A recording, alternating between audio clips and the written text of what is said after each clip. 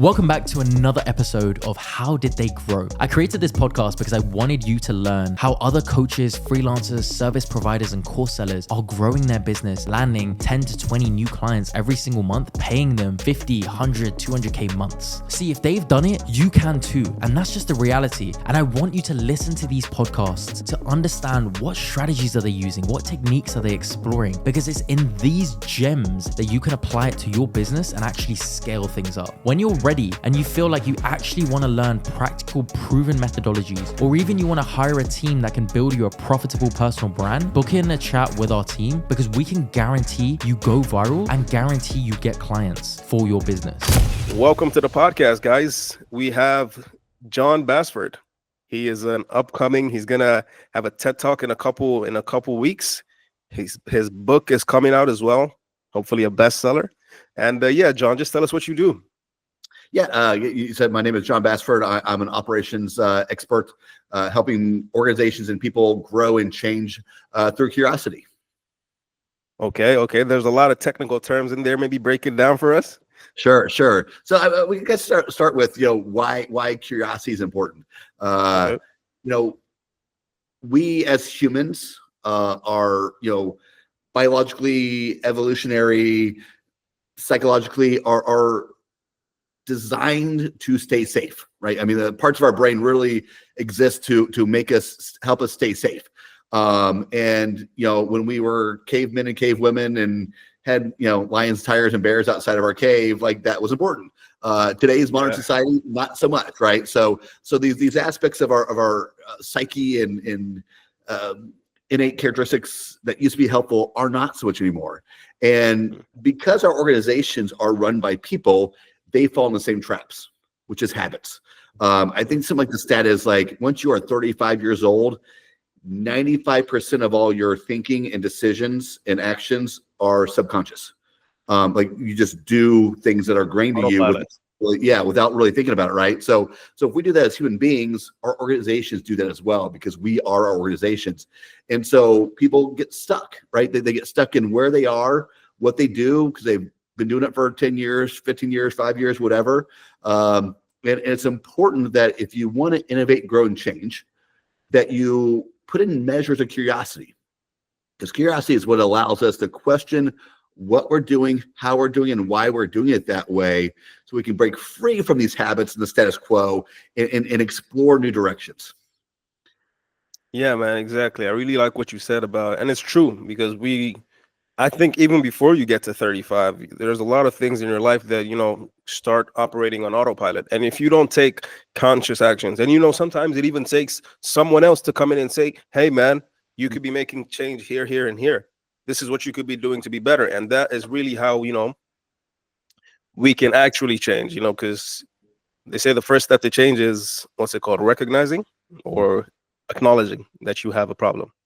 Mm-hmm. Yeah, so man, tell us, how did you get here? Now we know where you are. So how did you get here? What was the journey like from, I don't know, high school or whatever? Just break it down first. Yeah, sure. So, again, once I kind of, let me kind of just maybe quick tell a story about how I discovered curiosity as a superpower. Like with most people, I was getting ready to make a job transition, and I did what most people do is, pull out the old digital Rolodex of LinkedIn and starting networking with old colleagues and friends and that sort of thing. And someone offered to introduce me to an academic she worked with, whose specialty is helping people to define their superpower. And so, had me take some quizzes, did a couple interviews. At the end of the day, he came back with curiosity as my superpower. And initially I wasn't blown away. That's great. I've done a lot with my career at this point. I was a very decisive decision maker and leadership and all these things. And curiosity just didn't immediately blow me away. But fast forward, I was working with a branding company and it came up again. And so that's kind of when I really started thinking about how curiosity has played a role throughout my life. As a kid, I was always an inquisitive kid who hung around with the adults and asked questions and engaged in the conversation. I went to a small parochial school in high school, and I was kind of one of those kids who challenged the status quo even in that high school, and just really began to look how opportunities in my life and values in my life that I've had, and then even going into my career, how curiosity has always been that driving force. It's always allowed me to take on new opportunities and push the envelope and try and in my career bring forth change in the organizations I was working with. And so after law school, I went to law school after undergrad and didn't really know what I wanted to do. And I fell into working for a legal organization I was a member of in law school. Started working for them and started as a traveling field rep, and then slowly moved into the operations side of the house. So when I left that job and started another one, it was actually with a tech trade association that was a startup that worked with startups. And so that kind of got me into this world of the startups. And that's what allowed me to launch operations for them. And I've now, launched and managed internal operations for over a dozen organizations. And my mindset and go back to curiosity and my analytical mind, my goal is always to take a look at what's existing and what's working, what's not working, break things down, tweak them, change them, find the most efficient and effective way to run the organization. And the way you do this is just simply by being curious. Yeah, absolutely. It's all about asking the right questions, right? A lot of this boils down to asking the right questions. And I actually have a funny story about asking the right questions. I'm listening. It's a personal story, but it relays, why it's important. So my wife and I were both individually looking at our cell phone plans and looking to see whether or not we have a joint plan, but looking at the plans and see if we want to upgrade our phones. And one of the sticklers for her was that to get a new phone, do a new plan because our old plan is outdated, and she was worried about what was going to happen with these. I forget what they call it, but these kind of credits or something for international travel. And so she called Verizon and said, "Hey, if I switch to this plan, will I lose these credits?" Very honest question, right? The agent honestly said, "Yes, you will." So I started looking into this, and I'm like, I didn't see the same problem she did. And we started, having this dialogue. And the reason why this showcases asking the right question, because the reason why the person said you will lose those international credits, because you will no longer need them. Because we had international travel baked in a new plan regardless of those credits. So even though my wife asked the honest question, they gave the honest answer. What the real question should have been was, because the goal was what happens in international travel, right? That's what we wanted to know.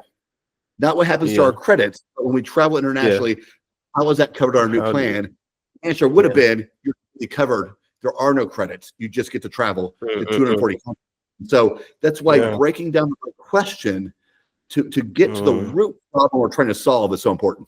I hope you're enjoying this podcast. I hope you're taking notes. I hope you're learning so much practical wisdom, because that's what I really wanted from this podcast. Now, I just want to quickly say, if you're looking for a team that can actually help you explode and go viral with your personal brand with proven methodologies, I say this because I've been doing this for the past 5 years. We've got a team of 30 people who are ready to go ahead and explode your brand so you can get clients begging to work with you. Have a chat with one of our advisors. You can book in a chat using one of the links around this video, because that chat might just change your life.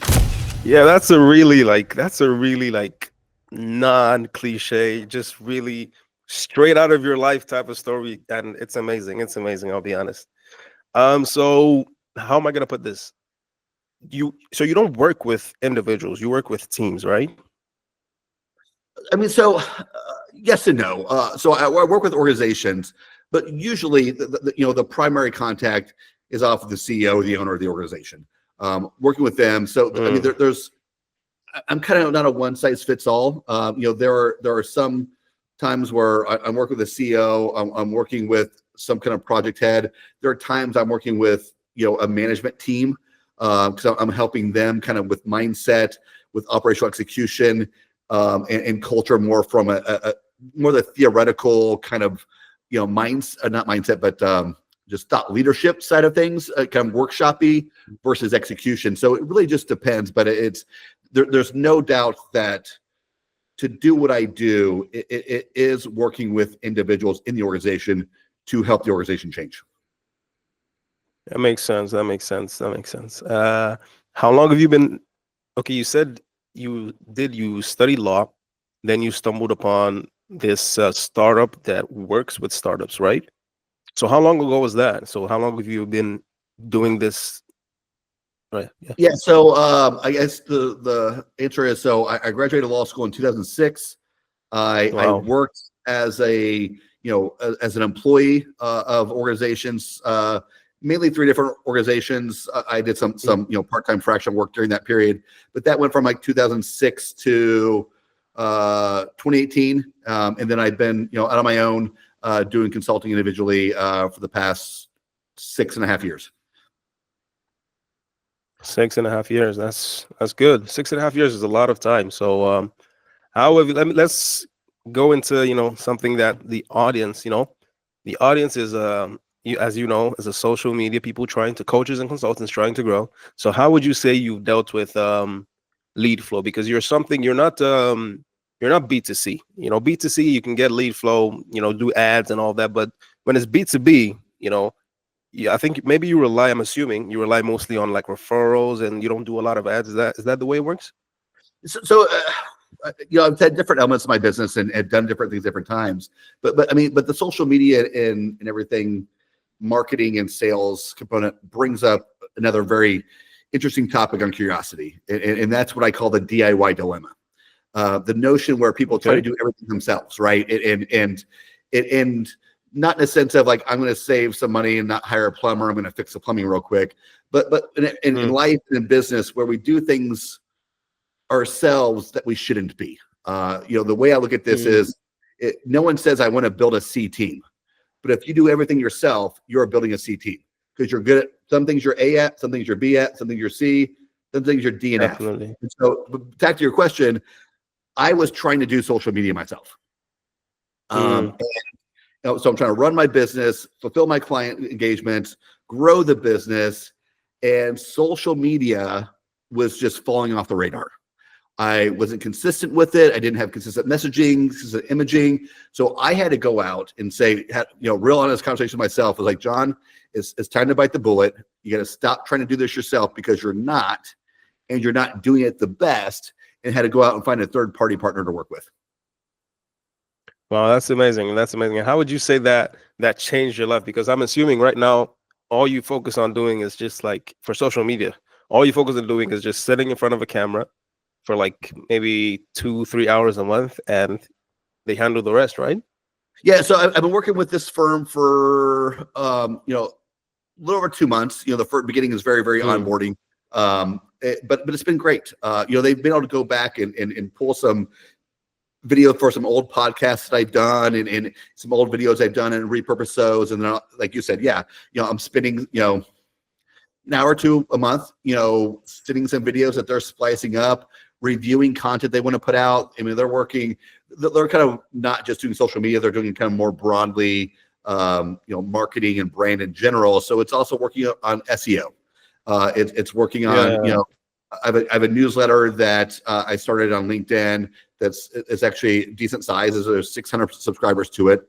They're Wow. re-earthing that and getting that back going again. We're rebranding everything around Curious Leadership as opposed to business operations because they're Yeah. still tied together, right? Because I see curiosity as the way to have better business operations. But so we're rebranding everything, and it's really been cool to see with the consistency of the brand and consistency of the posting and strategy, how we've seen some results already.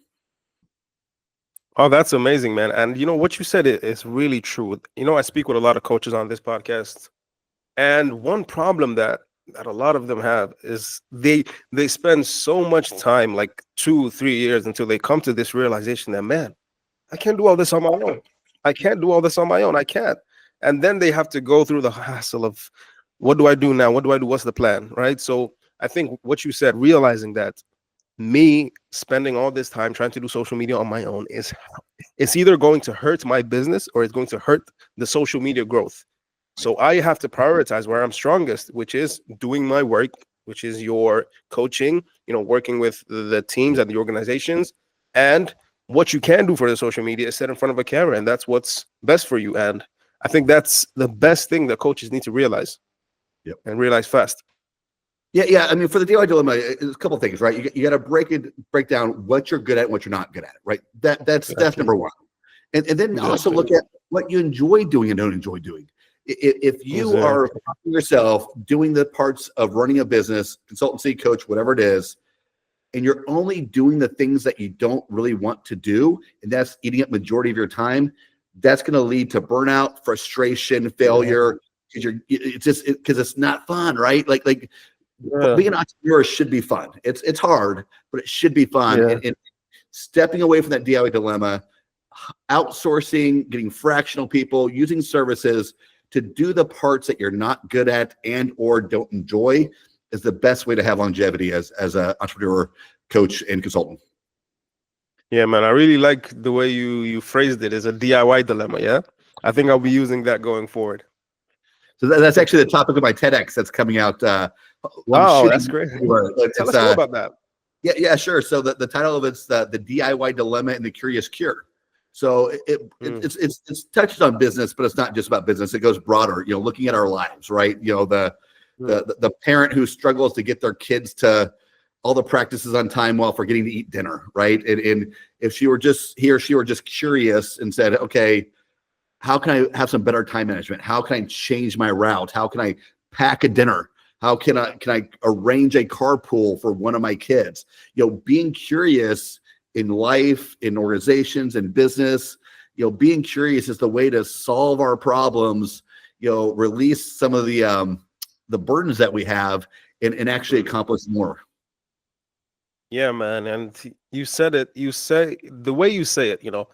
Like asking the right questions. It's not just about asking questions. Like me personally, I have a background in sales, and anyone who's been in sales knows that it's not just about asking questions. It's about asking the right questions and phrasing them in the right way that they understand the person you're talking to understands what you're saying, so that they can give you the right answer. And this ties back to the mobile plan you were talking about with your wife, how you realize that curiosity is actually the key. Yeah, and kind of again tying it back to business a little bit. A client of mine that I consult with and have been for since they started back, so going on 5 years now. But there's a VP that works for this organization that operations is not their wheelhouse, but they started kind of stepping into a little bit of a COO role, I would say, and didn't like the payroll company that the company was working with. And so she went and changed it. Part of it was customer service, but the big part of it was the cost. But when vetting these payroll companies, she didn't know the questions to ask. And so when I was brought in to kind of help finish the process, I was not involved in the vetting process. But once the contract was signed and they needed to launch it and do the administration side and integrations, that's when I got brought into it for a couple of areas. What I quickly realized is the amount of money this organization is saving is going to be lost by additional administrative tasks and hours needed to complete the process, because some softwares are very integrated and reduce administration. Some are very manual, and there's a trade-off. So they might have saved $1,000 a month from moving away from this one payroll company, but they're probably going to spend $1,000 to $2,000 on additional hours for running HR and payroll that she didn't envision, because she didn't know the right questions to ask. She didn't know all the areas where there's trouble problems, where I have launched or relaunched probably payroll companies for companies probably close to 24 times. So I've been through this process numerous times. I know what to look for and what to ask. And get a smart, intelligent, capable person, but just wasn't her wheelhouse and didn't ask the right questions. Well, yeah, man, exactly. So, and let me just like connect this with an old proverb from back home. Back home, they used to say, what an elder can see sitting down, the kid can't see even if he climbs to the highest tree. So you having that experience in this what's it called? You knowing the right questions to ask, you knowing the loopholes and the gaps and the little holes in the nets to find what they need and what they didn't. Because she's thinking, yeah, man, we can ditch the software company and just do this manually. We don't need that cost. But because of your experience, that that's gonna, how am I gonna say, it's gonna have a ripple effect, a little domino effect. Where, am I breaking up? Yeah, a little bit, but you're back. 1 second. Okay, yeah. So it's gonna have a little, ripple effect and domino effect, where it's like what she was trying to avoid is eventually gonna come back to her twofolds. Yeah, 100%. Exactly. So one thing in my book that I define is operational excellence, and to me, operational excellence is about, is the organization accomplishing its intended results in the most efficient and effective way possible? She's getting to the end result, right? She's getting a payroll company, and the work will be done. People will get paid. People will have benefits, etc. But is that new system the most efficient and effective way to do it? I would argue no, because it's going to take someone away from other duties to fill those holes that were automated by software before, and you're going to replace an automated software with someone's time, which isn't just that person's time in doing that, but also taking them away from what they were doing before. Exactly. It just goes back to, you having that experience, you being there and being in so many firms. And another question we like to ask on this podcast is, what do you do with lead flow? Do you ever have the lovely, beautiful problem of having too many leads, or do you work with one organization at a time? How does that work for you? Yeah, so my business is in a little bit of transition. So when the first 5-6 years I did this, all my clients were by word of mouth and reputation. I didn't do any marketing at all. Luckily, just timing wise, when I left my last job, a former boss of mine was starting a for-profit and a nonprofit. So that was quickly my jump into consulting, helping him launch these organizations and staying on as a fractional COO. And then someone else heard I was doing that for him, said, I got someone else who needs your help. And so I grew my consultancy, to as big as I could get with just me within 2 years. And then I didn't do any marketing out there. I just kind of rode that for a while. But then I kind of started realizing I'm at a standstill, because it's all my time exchanged for money. There's no growth potential. So I started revamping how I want to do. So now I'm hitting that part where I need the lead flow. I need the lead gen coming in. And that's the part that we're working on right now. I believe social media is going to be a big help with that. I'm talking with a few. Yeah, definitely. I'm talking to a few business development partners. I will admit that lead gen and sales is not the part I enjoy the most. I'm not the best at it. So, I am making sure I am not the problem and the cog in the wheel here with the DIY dilemma, and looking for ways to outsource that stuff as well. Yeah, man. It all ties back to the DIY dilemma. It takes a lot to, to recognize that, hey, this isn't my strong suit. This isn't where I'm good. Yeah. If I can afford to take this stuff out of my hands and put it in the hands of someone who is experienced, I'm doing myself tons of good, Yeah. I mean, sales today, it's a different process, right? It's all digital. It's all nurturing.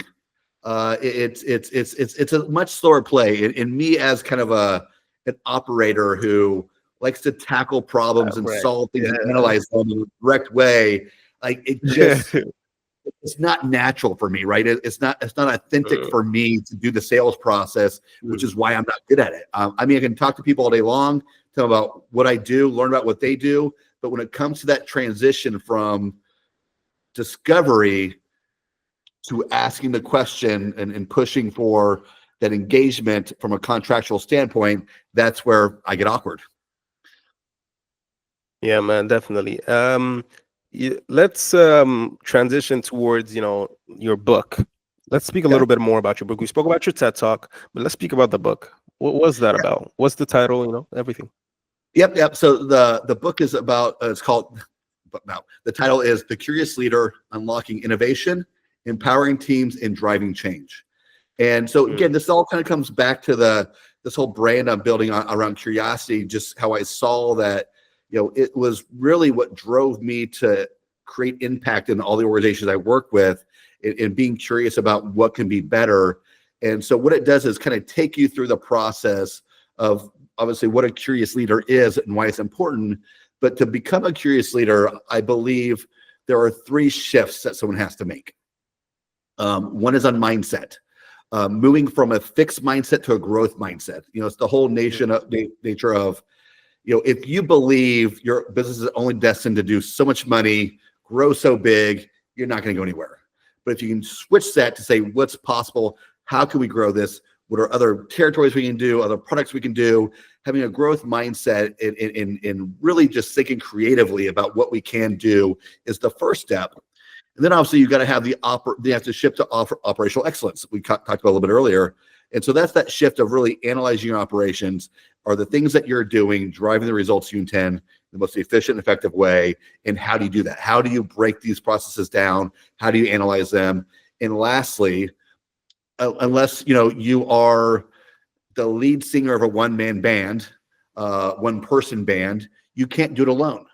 So you also have to create a curious culture that brings the entire team along with you, creates a culture that allows for the free flow of ideas, feedback, etc. So you continually ask those questions and get that insight from a lot of different perspectives.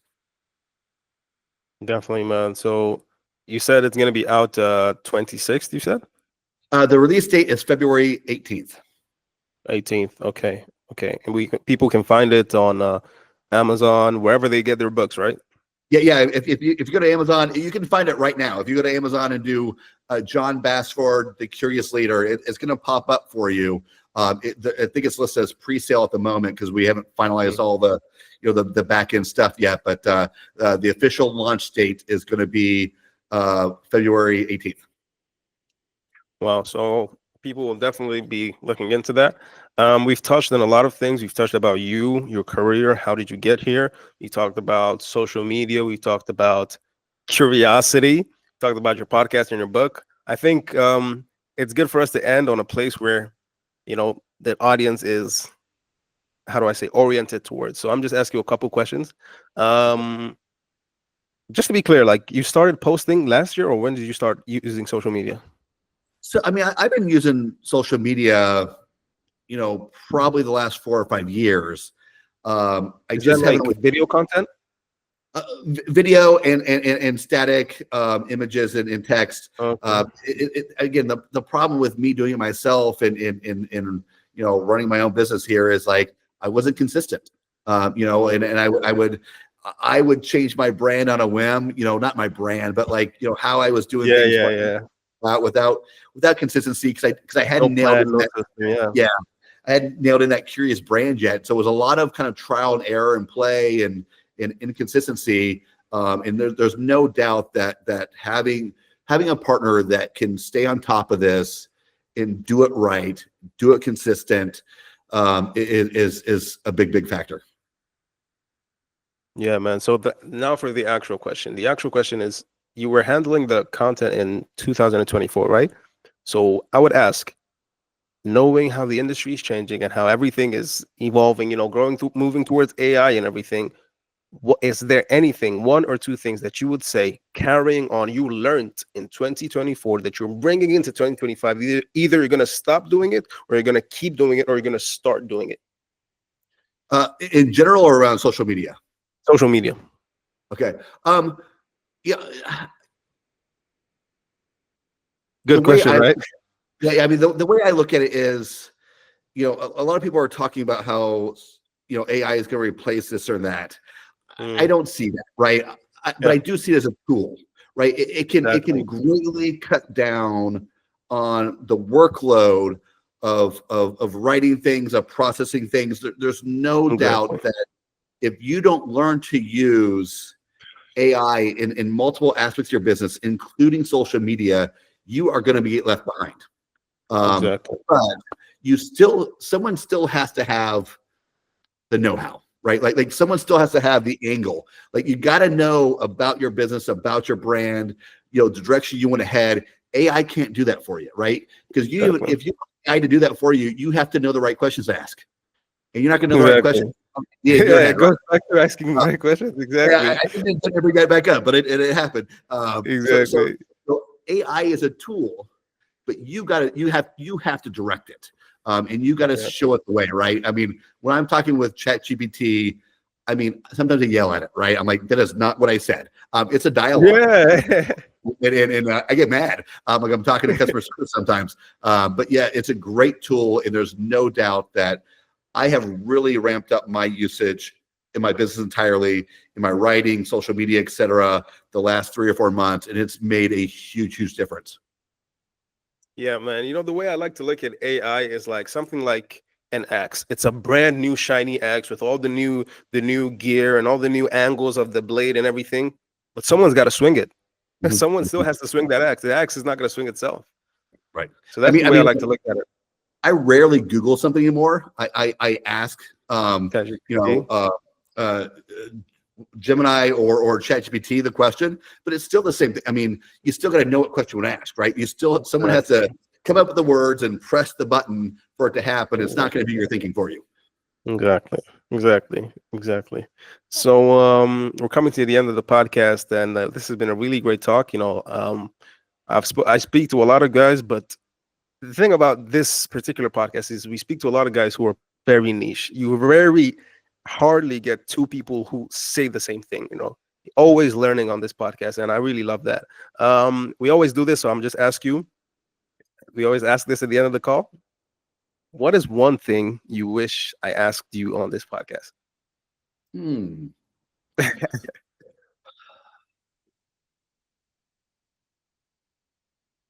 What I would have done different.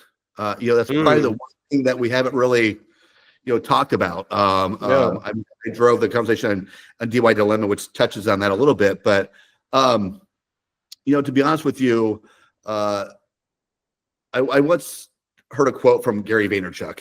Do you know who Gary Vaynerchuk is? Yeah, Gary V. Yeah, Gary V. Heard him talking about how, talking to young people and,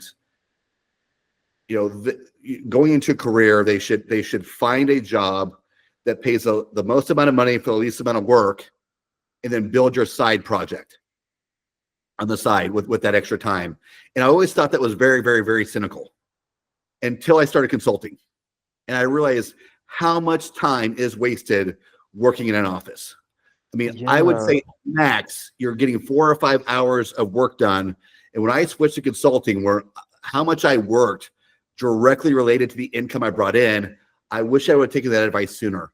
I wish I would have taken the extra time instead of working 10, 12, 14 hours a day for an organization where my salary was capped. No matter how hard I worked, that extra time to build my brand more, step into consulting more. Earlier in my career, in my 30s, I got started in my late 30s, but starting that early to mid 30s would have made a drastic difference in where I am. Yeah, but I'd say you're still on track. You're a coach, and coaches. I say the thing about coaches, right? Age doesn't really matter for coaches. I think the older you get, the better you become as a coach. You know, same with like sports. You watch a lot of sports. It's mainly soccer and American football are the main sports I watch. Even though I play hockey still, but yeah. Play hockey. Hey, Yeah. That's cool. Yeah, man. So yeah, I think we've come to the end of the podcast, and it's been great talking to you. And where can the people find you to learn more about your work? Sure. You can go to 2 places if that's all right. My consulting website is think-lateral.com. And then my personal domain is John Bassford. You see my name there, .com. Yeah, and John is Jon, not John, right? That's correct. It's really Jonathan. Yep. Thanks for coming on, and this was an amazing talk. I really hope you enjoyed this podcast. I want you to go away and execute everything there is that you've learned. Now, one thing I will say is if you're in a position where you're ready to actually take things to another level, you want structured, clear guidance, you want a team that can actually help accelerate you, book in a chat with our advisors. Why? We can blow up your personal brand to attract clients begging to work with you. All you got to do is book in a chat with our advisors and we can help make it happen. Sound fair enough?